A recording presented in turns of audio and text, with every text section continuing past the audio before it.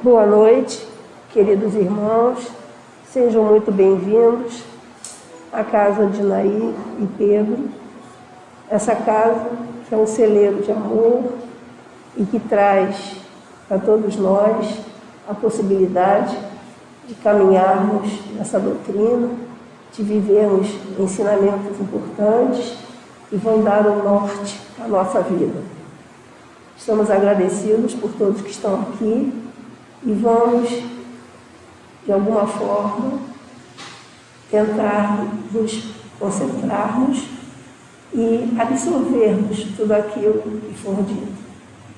Eu peço, por favor, se tiverem celulares, que possam desligá-los, para que o nosso momento seja um momento fraterno, um momento de muito amor. Vamos à leitura do livro. Esqueci lá. Pega lá? Botei lá. Peguei.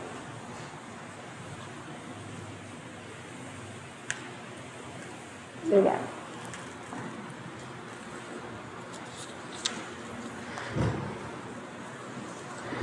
A nossa lição hoje do livro Fonte Viva. Todos estão me ouvindo? É a lição ante o objetivo, é a nossa página. Para ver se de algum modo posso chegar à ressurreição.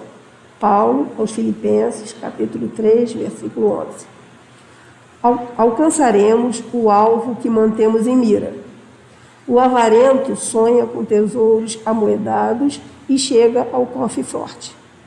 O malfeitor comumente ocupa largo tempo planificando a ação perturbadora e comete o delito. O político hábil anseia por autoridade e atinge alto posto no domínio terrestre. A mulher desprevenida, que concentra as ideias no desperdício das emoções, penetra o campo das aventuras inquietantes. A cada meta a que nos propomos tem um preço respectivo. O usurário, para amealhar o dinheiro, quase sempre perde a paz. O delinquente, para efetuar a falta que delineia, avilta o nome. O oportunista, para conseguir um lugar de mando, muitas vezes desfigura o caráter.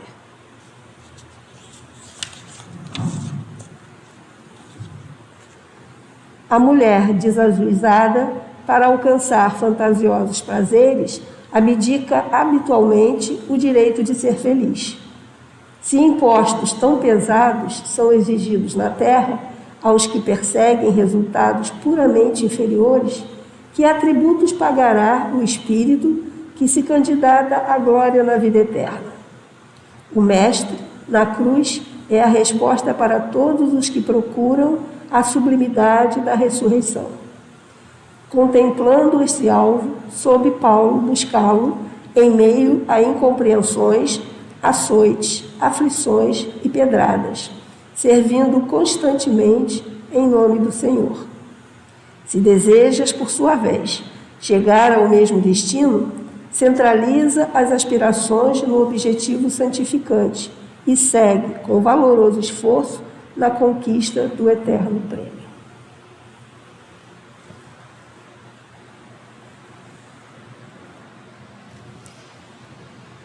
Mestre Senhor Jesus, queridos amigos do plano espiritual, mais uma vez estamos aqui reunidos, este dia, buscando um pouco de conhecimento, um pouco de amparo, um pouco de alguma coisa que nos traga alento ao nosso corpo e ao nosso espírito. Te pedimos por tantos irmãozinhos que ainda não tiveram chance de conhecer essa doutrina e tantos que nesse momento estão sofrendo, estão desiludidos, estão inquietos, estão necessitados de uma palavra de amor, de conforto e de carinho. Que todos eles possam ser envolvidos nessa luz divina e possam ter o seu espírito acalmado e amparado.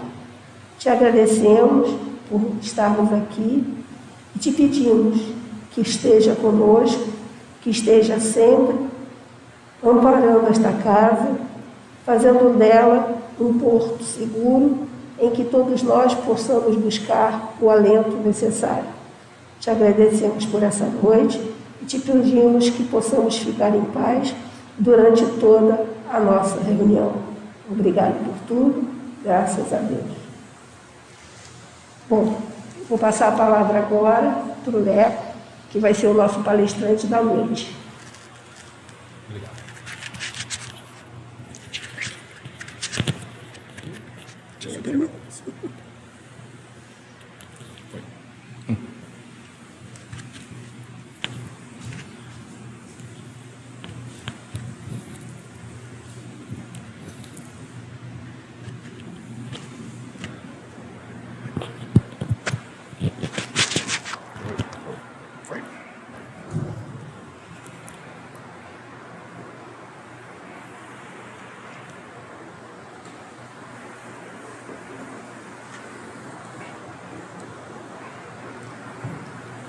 Boa noite, pessoal.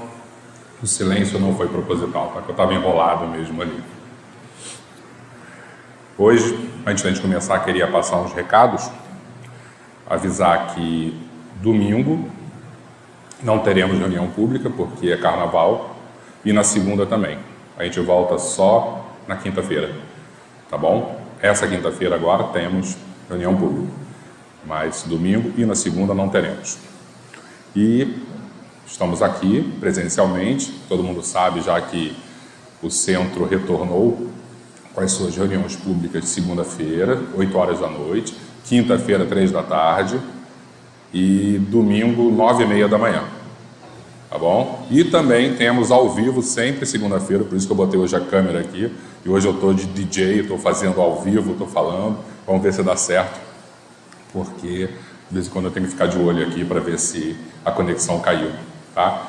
E depois, se der algum problema, geralmente 20 minutos depois do término, eu subo para o YouTube também, que é a nossa página do YouTube, também passa a nossa palestra, tá bom? Vamos começar então? Que Jesus nos abençoe, é muito bom estar aqui com vocês, tá? Hoje choveu, eu falei, vai ser poucas pessoas, mas tem muitos espíritos aqui também, então não fiquem preocupados, não, e estão num distanciamento bom também com a gente, tá bom? Eu estou sem máscara, que eu estou aqui bem atrás, então tá tudo tranquilo. E hoje o nosso tema é evolução. Evolução é muito legal a gente falar, porque a gente sempre ouve, né? Ah, não, porque nós estamos aqui para evoluir, né, Ângela? Nosso lema, né, é evoluir. Evolução espiritual. O espírita gosta de evolução. Então nós vamos falar sobre evolução espiritual e amor. Como é que o amor, na verdade, ele ajuda nessa tarefa da evolução espiritual. Aí quando eu estava pensando, como é que eu vou falar sobre isso? Eu lembrei, quando eu era criança, eu tinha um jogo da vida. Vocês já devem ter visto o jogo da vida, né? Quem tem filho, quem tem neto, brinca, sobrinhos. E o jogo da vida, como qualquer outro jogo, tem um objetivo. E o objetivo é claro, é você trilhar o tabuleiro até chegar no final do jogo bem formado, com família, com dinheiro, com uma boa aposentadoria, podendo viajar, fazendo muitas coisas. E o início do jogo, a gente escolhe lá o nosso personagem, aí eu quero um pontinho azul, um pontinho rosa, aí entra no carro e aí vai casando, é mais ou menos assim. E é mais ou menos assim a nossa vida no plano material. A gente nasce, a gente vai estudar, a gente vai trabalhar, vai formar uma família, nem sempre acontece dessa maneira, mas em média, para a pessoa chegar no final e falar assim, eu sou feliz, sou realizado, geralmente a pessoa trilhou um caminho parecido. Não que a gente não possa ser feliz não trilhando esse caminho, mas em média as pessoas se sentem felizes ou mais felizes quando trilham esse caminho. Só que será que a evolução espiritual tem a ver com o nosso progresso material enquanto estamos encarnados? Então é isso que a gente vai ver. Porque outras religiões vão achar o quê? Que nós, espíritos, somos criados como Adão, por exemplo, já formado, um homem feito, e nasceu, ali já é colocado um espírito e esse espírito chega também zeradinho e vai ter as suas experiências no planeta Terra. Começa o quê? Deus já cria tudo pronto para a gente. Seria a teoria criacionista. De uma hora para outra, com uma grande facilidade e com um tempo muito mais curto, Deus resolve tudo para a gente. Existem outras teorias, somente científicas, que dizem que não é assim. Que nós fomos criados muito tempo atrás e fomos evoluindo através de mutações, a evolução de Darwin, né? A ciência que todo mundo discute. E onde o espiritismo entra dentro dessa disputa ideológica? O espiritismo não é nem lá nem cá.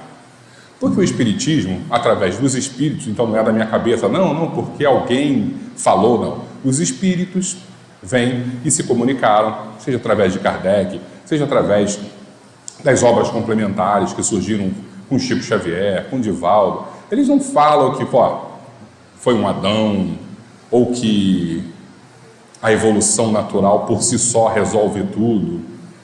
Eles deixam aquilo assim, bem no intermediário, e é isso que a gente vai conversar um pouquinho hoje.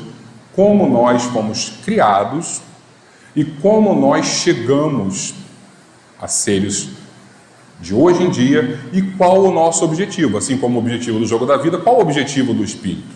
É a evolução. Mas que evolução é essa? Né? Porque fica confuso para a gente, nem sempre a gente consegue entender que evolução, qual é a minha missão como espírito. Então hoje a gente vai falar um pouquinho sobre isso. Então nós vamos voltar muito, e vamos fingir que só existe um elemento no universo, que é o Criador. Isso ninguém sabe exatamente esse ponto inicial, mas a gente vai teorizar aqui e fingir que só exista Deus, que é um elemento singular, o Criador de tudo. E aí Deus, eu gosto quando a gente fala sobre Deus, aqui a gente não entende nada e a gente tenta humanizar um pouquinho Deus. Então vamos brincar, vamos fingir que a gente entende Deus. Aí Deus pensou, eu vou criar. Estou cansado de ficar sozinho aqui no universo e eu vou fazer uma obra maravilhosa. Vou fazer o quê? E aí vamos supor que Deus começa a criar o mundo material. Para alguns, Deus criou o céu e a terra prontinho. Para outros, e aí a gente vai trabalhar sempre com um pensamento religioso, tá? Não vamos trabalhar com a ciência isolada. Deus cria um princípio material. Então Deus não criou essa mesa, Deus não criou a árvore já pronta, mas Deus, ele, através do seu hálito divino, isso quem fala é André Luiz, no livro Evolução em Dois Mundos, através de um hálito divino, ele cria o princípio material. Vamos tentar entender o que seria esse princípio material, já que a gente sabe que não é a árvore, que não é a madeira, que não é a pedra, que não é nada disso que a gente conhece. É algo muito rudimentar, muito anterior à matéria. Eu vou fazer uma aproximação, e essa aproximação não é correta fisicamente, mas vai dar para a gente entender um pouquinho. É como se Deus criasse o hidrogênio, que é o elemento mais básico, mais simples que existe por aí. O hidrogênio, um átomo de hidrogênio. Ele cria o hidrogênio vai se juntando no universo, se junta, forma o quê? Uma estrela. As estrelas são feitas de hidrogênio, só que a estrela tem tanta energia lá dentro, gravitacional, que é tanto hidrogênio que eles acabam um batendo no outro, e é tanta força que os dois hidrogênios se juntam e transformam hélio. E aí daqui a pouco a força é tão que dois átomos de hélio se juntam e transformam em carbono. Dois de carbono transformam em oxigênio. E assim vai juntando e vai virando uma usina atômica. Aí chega um momento em que a estrela vai colapsar, vai explodir e o universo vai ficar cheio de elementos já trabalhados. Então entenderam o que existe? Dentro dessa nossa lógica, Deus cria um elemento básico e as leis divinas que existem por aí, e são leis físicas, fazem todo o trabalho de usinagem para gerar todo o elemento mais complexo. Por isso que no nosso corpo, eu vou fazer um exame de sangue, está lá, quanto é que ele tem de ferro? Ele está anêmico. Por quê? Porque o ferro também é formado dentro de uma estrela. Então nós somos poeira de estrela, porque as estrelas são esses grandes formadores de todos os componentes materiais. Deus criou o bloco de ferro? Dentro de uma ideia assim romântica, sim. Mas na prática ele cria o princípio material que vai se formar em todos os elementos materiais que a gente conhece. Por que eu falei isso tudo? Porque a evolução espiritual também é assim. Deus não cria o espírito pronto. Os espíritos dizem que Deus cria o princípio inteligente, que seria um hidrogênio também, desculpa a comparação mal feita, e o tempo vai passando, esse princípio inteligente vai se agregando, vai se moldando, vai evoluindo, até que chega o momento onde ele vira espírito.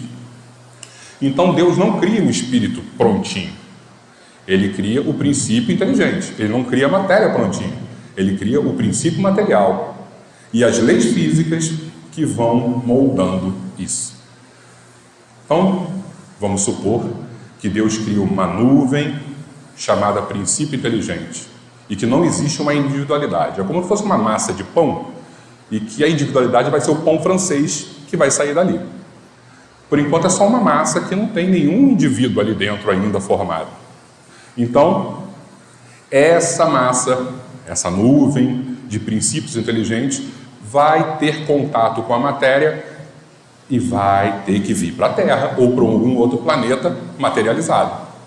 E aí, esse contato do princípio inteligente com a matéria vai fazendo o princípio inteligente evoluir. Por isso que os espíritos dizem que essas nuvens, que eu chamo de nuvem de princípio inteligente, passa pelo reino mineral, pelo reino vegetal, pelo reino animal, até chegar no ser humano. Porque ele precisa ter muito choque com a matéria para conseguir sair dessa inércia, porque existe um movimento inicial que é muito lento. E se não tiver uma matéria empurrando, uma força física, provavelmente iria demorar muito mais tempo o princípio inteligente virar espírito. Tá? Então, a gente pode dizer assim, teve uma encarnação que eu era um pedregulho. Não, que não existia ainda o conceito de individualidade. Eu era uma plantinha. Também não.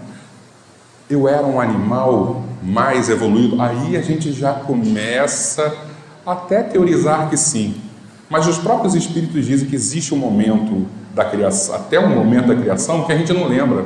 E não faz parte da gente tentar saber sobre isso. Tá? Então, a brincadeira que a gente vai fazer aqui hoje, para entender esse processo de evolução, é pensar no chimpanzé. Por que eu falo no chimpanzé? E geralmente eu falo muito aqui no chimpanzé. Porque o chimpanzé é o nosso primo mais próximo. 97% do nosso DNA é idêntico ao do chimpanzé. Então, se a gente faz lá o nosso teste de DNA do programa do ratinho, vai olhar com o chimpanzé, 97% de semelhança. Por que nós somos tão próximos dele? Porque 7 milhões de anos atrás, existia um ancestral em comum, que a gente não sabe o que é, vamos fingir que era um outro macaco, e que houve uma divisão, uma mutação, e um lado evoluiu para o chimpanzé e o outro lado evoluiu para o Homo sapiens. Falar de mutação hoje é fácil, né? A gente ouve tanto dessas mutações do Covid. Teve uma mutação que aconteceu na África do Sul, que virou a Ômicron. Teve uma mutação que aconteceu em Manaus. E aí o vírus cada hora se comporta de uma maneira porque ele vai mutando. E isso acontece o tempo inteiro na natureza. E houve uma mutação, 7 milhões de anos atrás, que um ancestral em comum foi cair no chimpanzé e o outro foi cair no Homo sapiens. O chimpanzé seguiu uma linha de evolução. E quando você pega o chimpanzé ou qualquer outro animal da criação, ele é inteligente? Ele é muito inteligente, a gente fala, mas é uma inteligência muito rudimentar. Ele faz escolhas? Não faz. Ele não acorda assim e fala, hoje eu não vou descer da árvore. Hoje eu vou ficar comendo banana que eu estou muito cansado. Hoje está chovendo, eu não estou afim de sair da minha... Não, ele não tem essas decisões, ele não tem livre-arbítrio. Ele é regido por instintos. Lembra que eu falei que o princípio inteligente precisa passar na matéria porque a matéria vai empurrar a gente? Então, os instintos são essas forças que empurram a gente nesse estágio de evolução. Então, o chimpanzé, assim como outros seres da criação, são regidos por instintos básicos. O primeiro, de sobrevivência. Caiu um raio, ele vai ouvir, vai ficar apavorado, vai sair correndo, querendo se proteger a qualquer custo, porque existe um instinto de sobrevivência que é enorme e influencia nas decisões do chimpanzé. Ele não tem escolha. Mas se a mamãe chimpanzé estiver com os filhotinhos, ela não vai sair correndo. A primeira coisa que ela vai fazer é salvar a cria, e aí depois ela corre. Ela bota até a própria vida em risco. Por quê? Porque os animais também são regidos por outros instintos, e o outro que é mais poderoso ainda é o de perpetuação da espécie. E a gente, romantizando, vai confundir com amor. Ai, a mamãe cadelinha ama tanto os filhotes. É um instinto de perpetuação, não é amor. Mas é o quê? É o primeiro passo para a gente chegar até a espiritualização desse instinto que se transforma em amor. Por isso que o nosso estudo hoje é amor e evolução espiritual. Então, tá vendo como é que Deus faz? Olha só, pessoal, eu vou colocar vocês em contato com a matéria vai impulsionar. Vocês vão ter contato com instintos que vão simular o amor. Vão começar a aprender até que chega um momento que esse instinto vai evoluir tanto e vocês vão começar a amar. Mas o chimpanzé não ama, não? O filhotinho ficou grande, aí começa a competir, aí acabou o amor. Só o ser humano que tem um filho com 40 anos, meu bebezinho, que coisa linda. Por quê? Porque a gente realmente consegue evoluir esse instinto e transformar em amor. E onde iniciou isso? Essa é a grande questão. Porque até o momento, quando a gente olha essa divisão que vai dar no chimpanzé e vai dar no Homo sapiens, o sapiens também é regido pelos instintos de sobrevivência e perpetuação da espécie. 60, 70 mil anos atrás, aconteceu mais uma mutação na cabeça desse sapiens, que já era bem mais malandro, né? Lembrando que o caminho do ancestral em comum até chegar no sapiens é um caminho de 7 milhões de anos, gente. É muito tempo de mutação e evoluindo. E os espíritos dizem o quê? Que foi de uma hora para outra? Não. Eles dizem que geneticistas do plano espiritual faziam o tempo inteiro mudanças genéticas e melhorando a espécie, evoluindo a espécie. Lembra que eu falei no início? Tem um grupo que é criacionista e tem um grupo que é Darwin puro. E o espiritismo não. O espiritismo é um pouco criacionista e um pouco darwinista. Por quê? Porque existe uma força inteligente criando, mas existe uma outra força inteligente também trabalhando nessas mutações que para a ciência é tudo ao acaso. E os espíritos dizem, não, gente, não é ao acaso. Então imagina, você tem lá um macaco, aí de repente o macaco nasceu andando em pé, ele não fica mais com as 4 patas no chão. A partir daí, ele começa a olhar por cima do mato, começa a enxergar os predadores e aí dá um salto na evolução. E aí o tempo inteiro, uma coisinha vai mudando aqui, uma coisinha vai mudando ali, e esse princípio inteligente, que ainda não é um ser humano, ainda não é um espírito, ele vai se adaptando. Até que chega um momento, e aí nós vamos falar dessa transformação em espírito, que a ciência chama de revolução cognitiva. 70 mil anos atrás, onde o sapiens acordou com uma mutação. Imagina, mamãe sapiens teve 8 filhotes, 8 nenéns. Um deles veio com uma mutação. E através dessa mutação, esse neném, quando cresceu, olhou para o céu, onde todos estavam com medo do raio. Ele olhou e falou assim, gente, olha só, está vendo aquela estrela ali? Aquilo pode ser Deus. Ele começou a teorizar.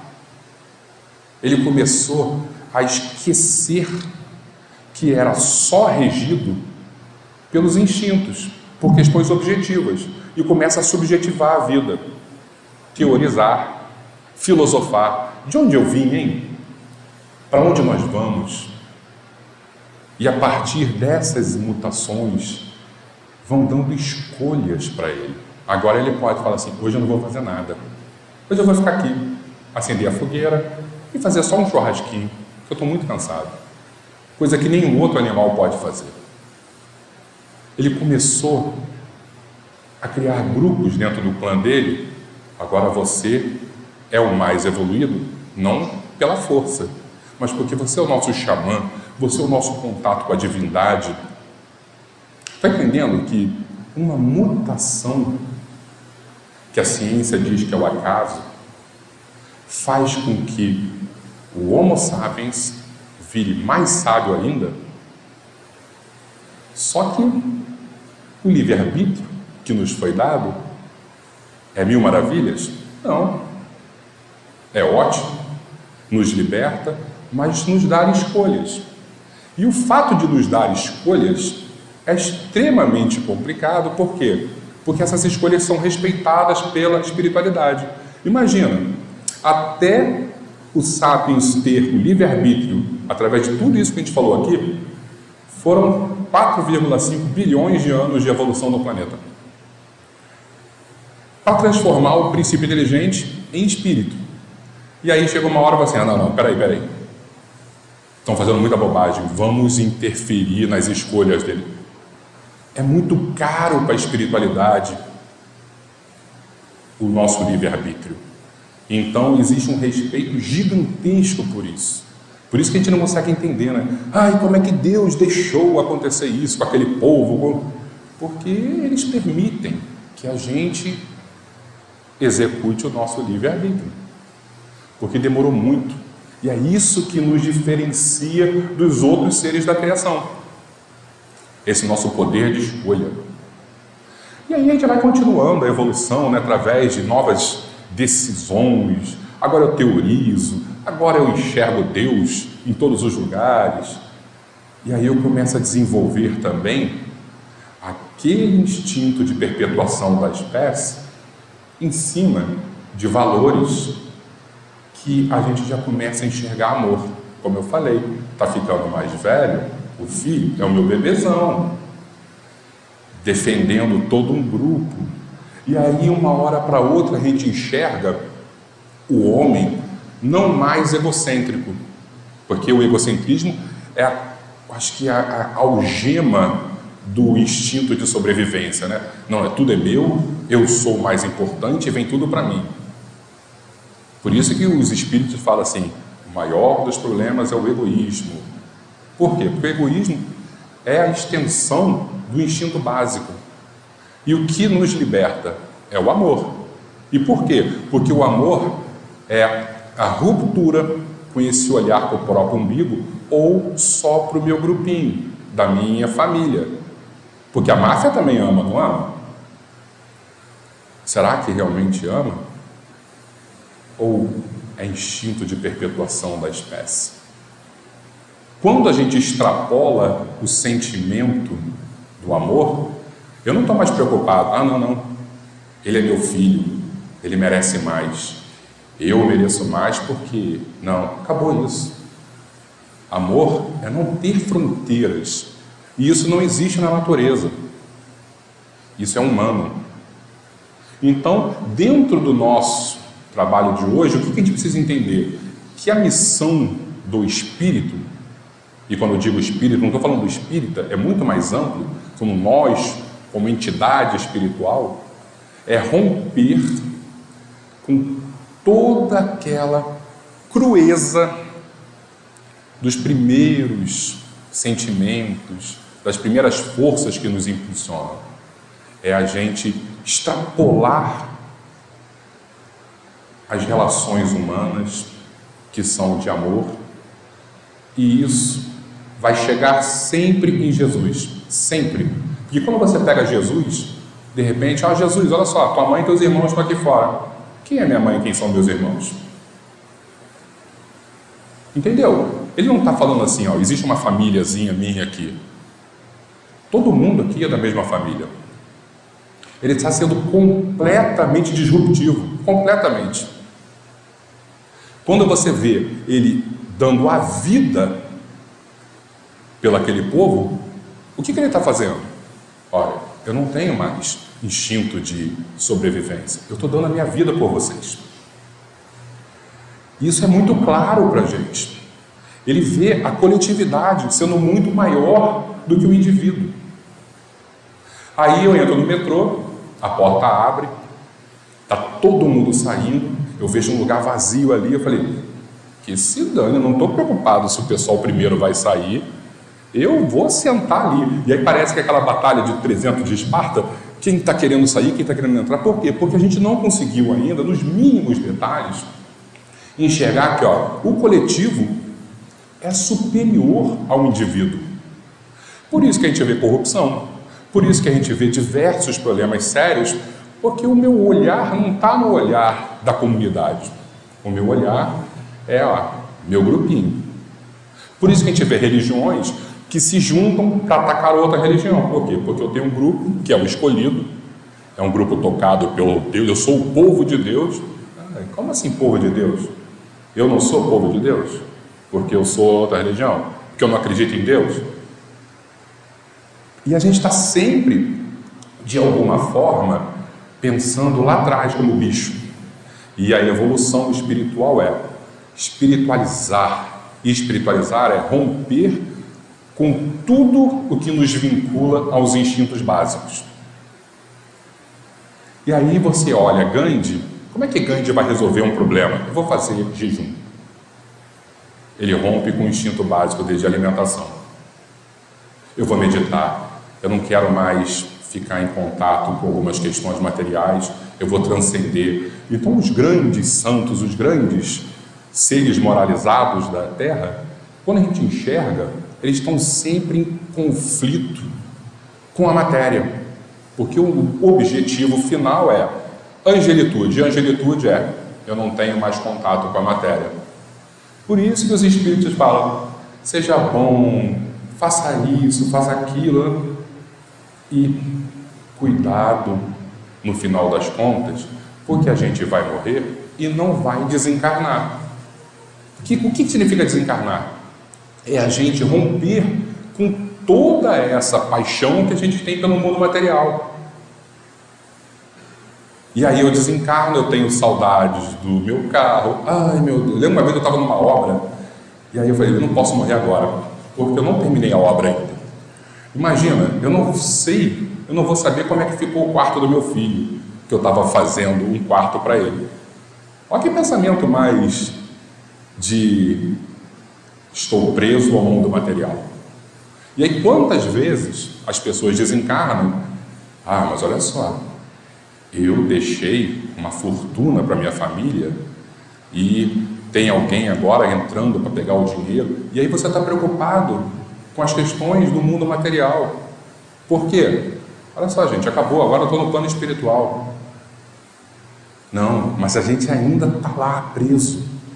Então, tudo que a gente está falando hoje aqui é para a gente entender que nós vivemos uma experiência na Terra, mas o nosso objetivo aqui não é seguir nessa experiência, é a gente romper com essa experiência gradativamente, respeitosamente e tentar se espiritualizar. Porque dentro da regra do jogo, o nosso objetivo final é entrar em sintonia com o Criador. Como Jesus dizia, eu e o Pai somos um só, estamos em sintonia. Por quê? Porque ele não tinha mais materialidade nenhuma nos pensamentos, na forma estrutural dele, por mais que ele estivesse encarnado. Ele já estava em outro patamar, ele já tinha vencido. E esse é o nosso objetivo. E para a gente vencer, a gente precisa amar. Porque amar é a única forma infalível, que às vezes a gente ouve, né? Não, sofrer e amar. Não, sofrer não é infalível. A gente evolui com sofrimento. Mas a gente vê muita gente com sofrimento que tropeça mais ainda. É igual um martelo que vai batendo e o prego fica firme. Porque às vezes o sofrimento faz a gente ficar mais firme. Mas às vezes o prego enverga e não tem mais jeito. Numa certa ótica, né? Então o sofrimento não é infalível. Agora o amor é. Por quê? Porque o amor faz a gente romper os instintos lá básicos e extrapolar todas as relações. O amor verdadeiro, ele não tem ciúme. Aí, nesse momento, a gente vê assim, quantas vezes, eu amo fulana, Beltrano, com aquele ciúme doentio, não é amor verdadeiro. Então a gente pode falar o tempo inteiro aqui sobre as nossas relações de amor que ainda são deturpadas. O amor espiritual, como Jesus definiu, o maior amor é o amigo que dá a vida pelo outro amigo, que não tem nenhum tipo de interesse nisso. Olha, ele é meu amigo. E da vida não é só eu vou morrer, é você se dedicar, é usar seu tempo para ajudar outras pessoas. E aí pega essas grandes calamidades públicas que a gente vive, quantas pessoas que não tem nada a ver com o problema estão lá ajudando. Isso não é estar dando a vida para um amigo? Mesmo que não conheça o amigo, e às vezes não conhece, mas conseguiu extrapolar. Não é mais uma relação de proximidade. O próximo não é aquele que está pertinho, o próximo é o próximo. O próximo é o meu irmão, filho de Deus. Então eu acho que assim, a gente sair hoje daqui lembrando que só existe uma saída, e essa saída é a gente trabalhar o amor. E quando a gente está no Espiritismo, a gente sabe que o lema do Espiritismo é fora da caridade não há salvação, a gente lembra que está no lugar certo. Por quê? Porque se eu não estiver com esse contato humano de caridade, de amor, eu não vou entender a sua dor, eu não vou entender a sua dor, eu não vou entender a minha dor. A gente precisa se entender, mas primeiro a gente precisa experienciar um pouco o sofrimento do outro. E a gente só vai fazer isso quando a gente se doar. E se doar para o espírita, para o cristão, é a caridade.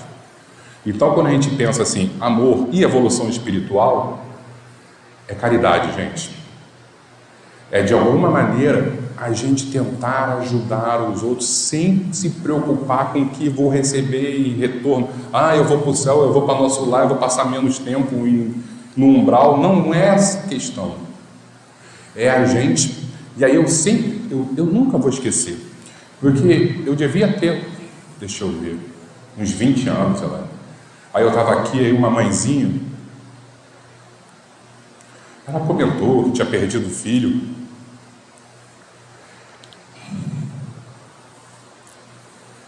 Eu não sabia o que fazer, nem o que falar. Às vezes só um abraço. Só isso. A gente não precisa fazer muito. Às vezes a gente quer tanto fazer o bem, ajudar, e às vezes é só dar aquele abraço. Então vamos tentar sair do mundo de Bob, né? Aquele mundo da imaginação, e descer um pouquinho e falar assim, fazer o básico. Eu não posso ir para Petrópolis ajudar. Uma oração. Isso ajuda. Obrigado, pessoal. Boa noite.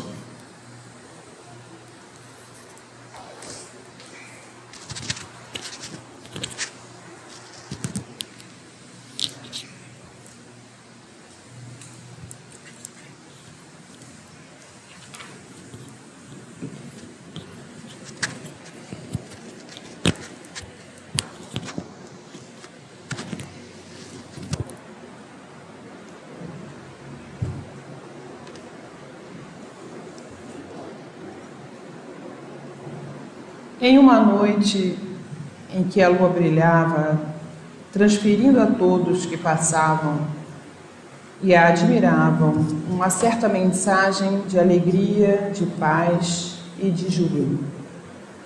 Nesta época, nós estávamos passando um momento muito difícil em nossa vida. Minha esposa estava muito enferma e a escassez financeira não nos permitia avançar em muitos cuidados. A falta do dinheiro só era compensada com um grande amor que nutríamos um pelo outro, mas a dos nossos filhos ainda jovens.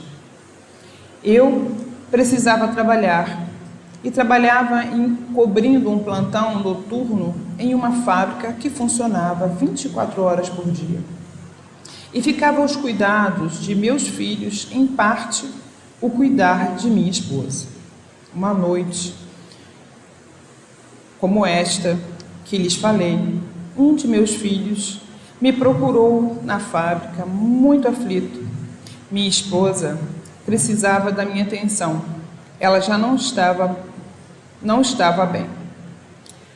E o que fazer? Entrei em pranto quando cheguei à minha casa. E em preces profundas, solicitei com todo o meu coração o auxílio daquele que prometeu estar ao nosso lado eternamente.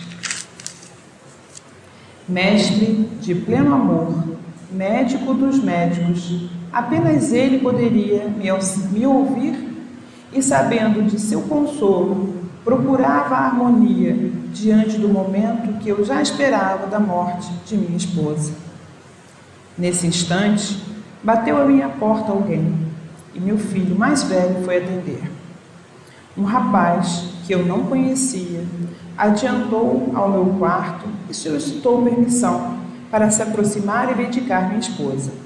Era médico, formado há pouco tempo, mas tinha uma ideia do que ocorria com minha esposa e podia ajudar. Mesmo sem conhecê-lo, atendi a solicitação e ele se aproximou. Fez uma prece junto à minha esposa e começou a conversar com ela e a ofertar uma medicação. Fez isto por várias vezes ao longo da noite. Pela manhã, ele já estava bem cansado, mas ela estava melhor. Mais feliz, o médico pediu para que eu continuasse o tratamento agora com intervalos maiores. Agradeci muito e perguntei quanto custaria o cuidado. O rapaz sorriu e disse que não precisava disponibilizar o dinheiro, pois meu amigo já havia pago antecipadamente. E mesmo assim, vendo a situação que eu e meus filhos passávamos, estendeu a mão e me ofertou a quantia que foi paga a ele. Não sabia de quem o médico falava, e ele insistiu na amizade. Descreveu o homem e logo reconheci. Era Dr. Bezerra de Menezes. Como espírita, sempre recorri a ele nas horas difíceis. E nesse instante, em lágrimas, agradeci a bênção da ajuda deste amado amigo. O médico, assustado, ouviu minhas explicações, mas estava ainda muito desconfiado. Só sabia dizer que o olhar do homem era tão caloroso que ele saiu do plantão após o término de seu horário e se dirigiu à casa indicada para acolher a enferma. Meus queridos irmãos, o amor não tem limite. A fé transporta montanhas da dificuldade. E confiar no eterno amor que é Deus nos favorece sempre em nossa caminhada progressiva. Não deixemos nunca de confiar no Pai, que é eterno e bom. Muita paz a todos.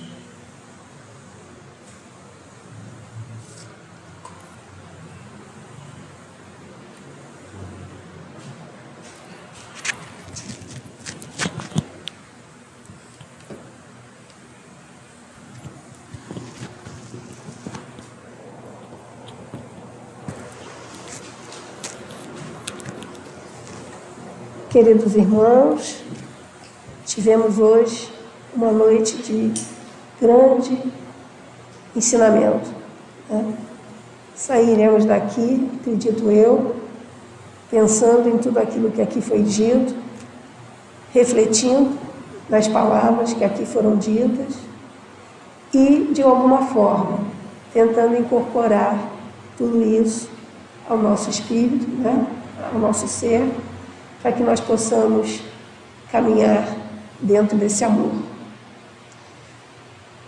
Mestre Senhor Jesus, queridos amigos do plano espiritual, te agradecemos profundamente por essa noite em que aqui buscamos a compreensão de mais um pouquinho dessa doutrina que nos traz paz, que nos traz amor, que nos traz a essência da vida.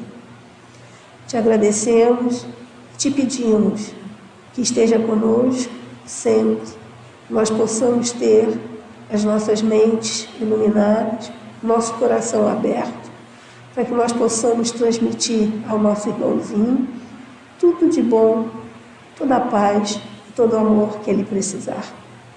Te agradecemos por tudo e te pedimos que possa nos abençoar, que possa continuar nos orientando nessa semana que se inicia, que nós possamos vivenciar todos esses ensinamentos com paz e tranquilidade.